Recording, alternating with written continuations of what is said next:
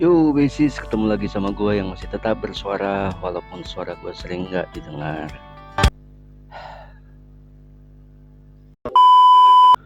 Oke, kali ini kita akan kenalan sama bass. Karena seperti pepatah yang mengatakan tak kenal maka tak sayang. Jadi kenali dulu bass kalian supaya kalian makin sayang buat merawatnya dan makin semangat buat maininnya. Nggak pakai lama, langsung kita gas. Let's go! Oke, jadi apa itu gitar bass? Gitar bass atau sering disebut bass adalah alat musik petik yang menghasilkan nada-nada yang rendah. Bentuknya seperti gitar, tetapi bentuknya lebih besar dan senarnya lebih tebal. Senar yang dipakai biasanya ada 4, tapi ada juga bass yang memakai 5 atau 6 senar. Fungsi dari gitar bass itu sendiri adalah sebagai fondasi ritme dan harmoni dalam musik, memberikan dasar suara yang rendah untuk mendukung instrumen yang lain. Jenis gitar bass itu sendiri ada 3. Yang pertama adalah jenis gitar bass elektrik yang paling sering kita lihat menggunakan pickup elektromagnetik untuk menghasilkan suara.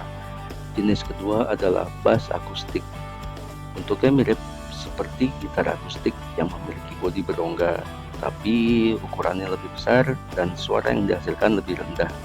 Yang ketiga adalah bass fretless, bass tanpa fret, yang memungkinkan pemainnya untuk menghasilkan nada yang lebih fleksibel daripada bass dengan fret.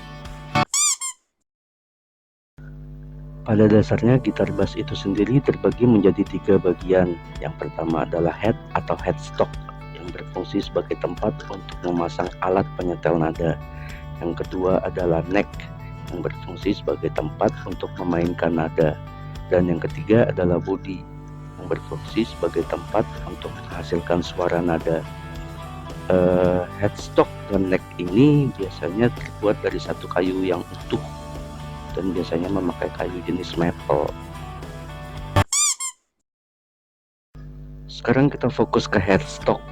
Di headstock ini biasanya tercantum logo nama atau merek dari pembuatnya dan biasanya punya bentuk karakter yang unik dan khas untuk membedakan produk-produk mereka, seperti headstock dari Music Man, Rickenbacker, Fender, dan lainnya. Lalu di headstock itu sendiri ada 2 komponen utama.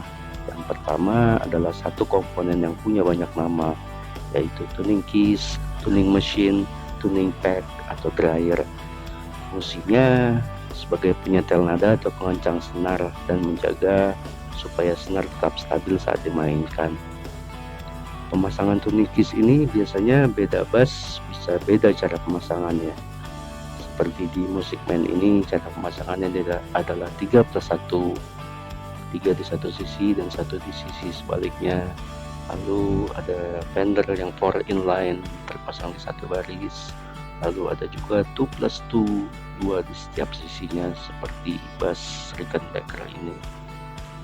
Lalu komponen kedua yang ada di headstock ini adalah satu komponen yang punya banyak nama juga, yaitu string retainer atau string guide atau string tree. Fungsinya untuk menjaga posisi senar supaya tepat dari nut menuju ke tuning keys. Sekarang kita fokus ke neck. Di neck ini ada 4 komponen yang terpasang. Yang pertama adalah nut yang berfungsi sebagai dudukan senar atau string supaya senar tidak berubah posisi saat dimainkan. Hampir semua merek gitar bass mempunyai warna nut yang sama, yaitu putih. Lalu komponen kedua adalah fret. Fret adalah logam penyekat berbahan dasar kuningan atau stainless yang tahan karat, yang berfungsi untuk membagi wilayah nada dari senar. Lalu ada fingerboard atau fretboard, tempat bagi jari kita memainkan senar untuk merubah nada dan not. Fretboard umumnya terbuat dari kayu maple. Lalu komponen keempat yang ada di neck ini adalah inlays atau position marker. Inlays atau position marker, penanda yang dipasang di fretboard untuk membantu kita memindahkan posisi jari tangan saat memainkan nada. Biasanya terpasang di fret ketiga, 5, 7, 9, 12, 15, 17, 19, dan 21. Dan biasanya berbentuk bulat, tapi ada juga yang berbentuk balok atau model custom lainnya. Oke, sekarang kita fokus ke body. Di body ini ada banyak komponen yang terpasang, setidaknya ada 8 komponen di sini.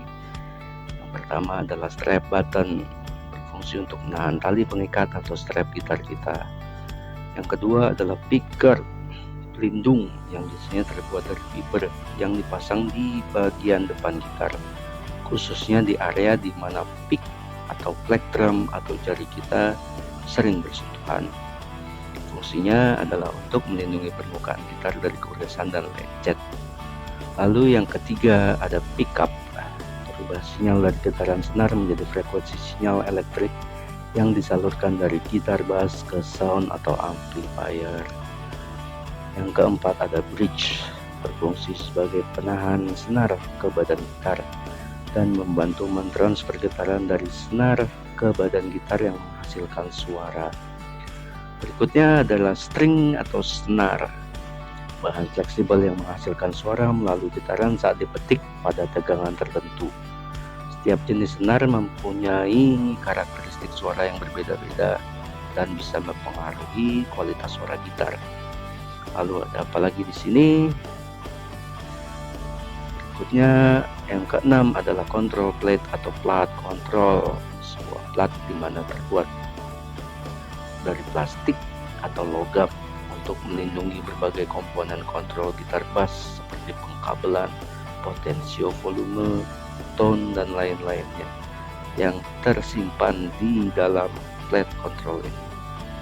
Berikutnya adalah volume dan tone knob, berfungsi untuk mengatur volume, tone bass, suara rendah, atau tone treble, suara tinggi. Yang terakhir adalah output jack yang berfungsi untuk menyambung gitar bass ke amplifier atau peralatan elektronik lainnya. Oke, itulah perkenalan singkat kita. Semoga setelah kenal kalian bisa makin dekat, makin akrab, makin saling pengertian, bisa melangkah ke jenjang selanjutnya, membina keluarga yang samawa. Amin. Terima kasih udah nonton video ini sampai habis. Kalau kalian suka, jangan lupa di like, di komen, dan di share. Dan yang belum subscribe, jangan lupa di subscribe ya. See you di video selanjutnya. Bye.